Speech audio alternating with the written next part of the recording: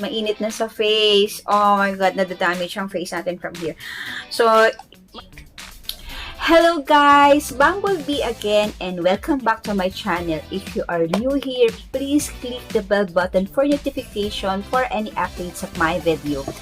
Today, I'm going to review a one-step hair dryer and voluminizer at the same time. It says there, frizz-free.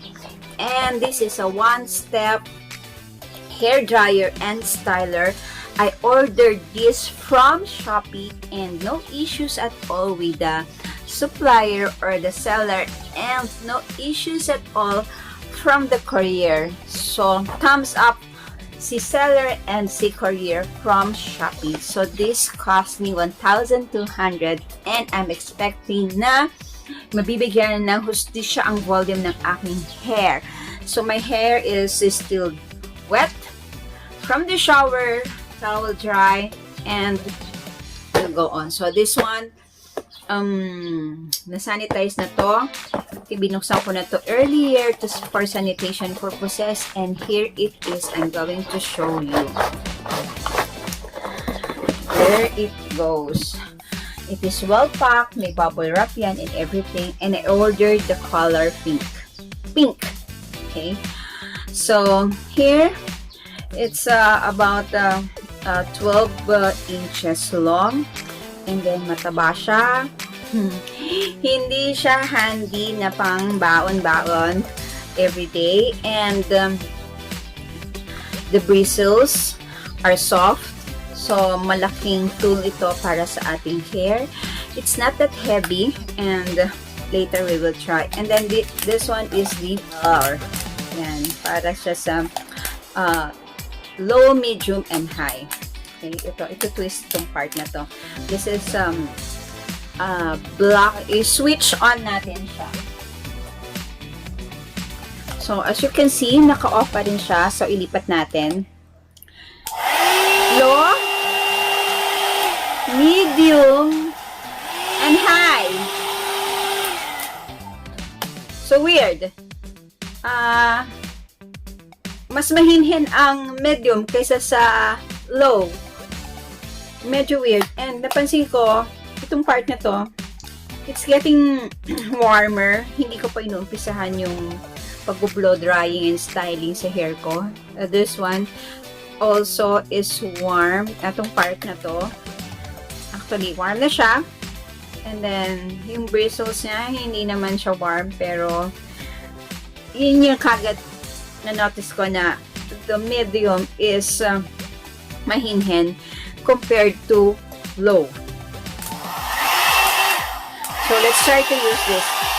Lagay muna natin sa low kasi lagay natin sa low kasi it's malakas naman sila.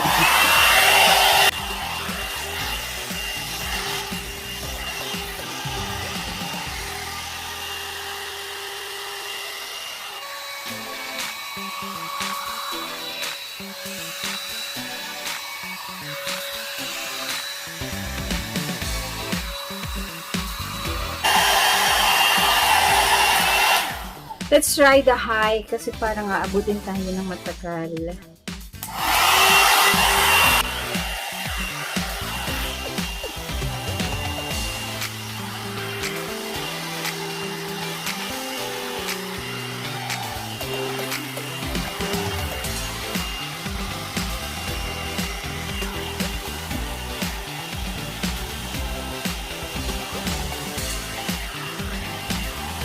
This one is already hot. So, parang hindi mo matatagalan na hawakan siya dito. So, parang dito ka na lang talaga hahawak. I don't know kung ito ba talaga yung handle niya or this part. Pero, I'm comfortable this part kasi it's big. So, and napansin ko din, yung high niya is mainit. Mainit na sa face. Oh my God, nadadamage ang face natin from here. So, magtiyaga na tayo dun sa low. Magtiyaga na tayo sa low and let's be safe.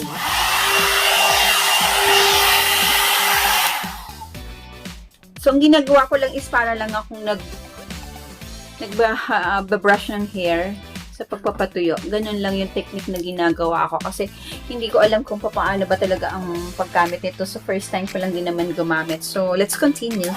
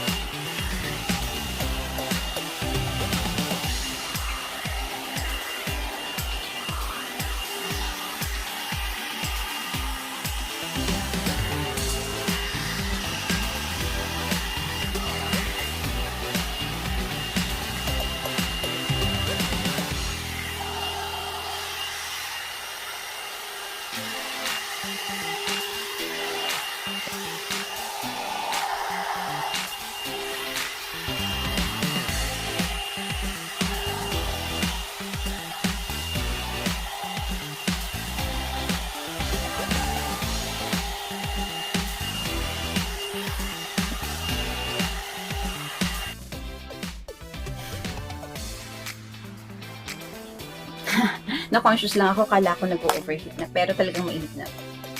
Mainit na siya, mainit na siya. So, useful also for all the girls there, like me, na hindi ako marunong talaga mag-blow dry or gumamit ng hair dryer, blower, para magkaroon ng volume ng hair. Pero I think this one is makakatulong kasi nga because of the bristles niya, ang laki-laki nung pang-rolyo.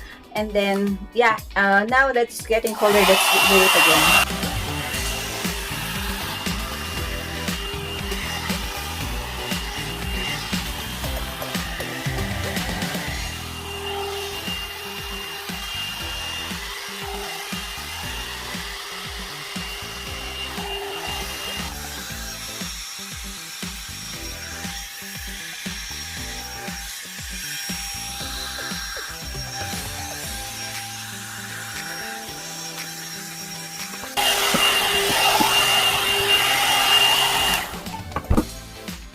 So, ayan, medyo damp pa rin. And at the same time, kasi yung nasa likod yung damp. So, let's try natin yung isang ulo.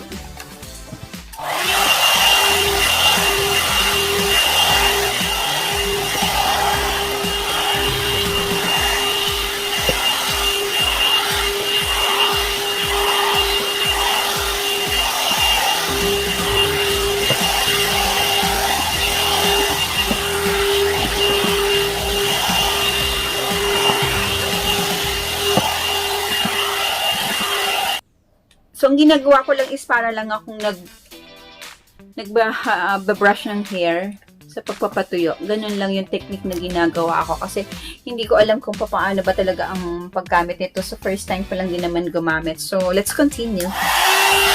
This one, napansin ko lang nagiinit na siya. So, nag-overheat na. So, kailangan ko na siyang i-rest. So, this one is advisable for short hairs like mine. And not so thick hair. Kasi now that it's getting colder, let's do it again.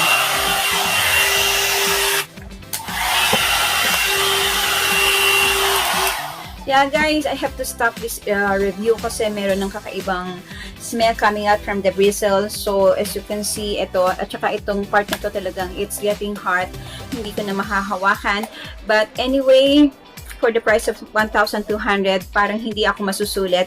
And of course, nagbibigay siya ng volume, pero hindi siya pwedeng gamitin ng matagal. So maybe, pwede mo munang itaapat sa electric fan yung hair mo at saka mo na lang siya i-style with this. Kasi it's easy to use kasi nga may malaki bristles, hindi mapapaso yung hand mo. But this part is also hot.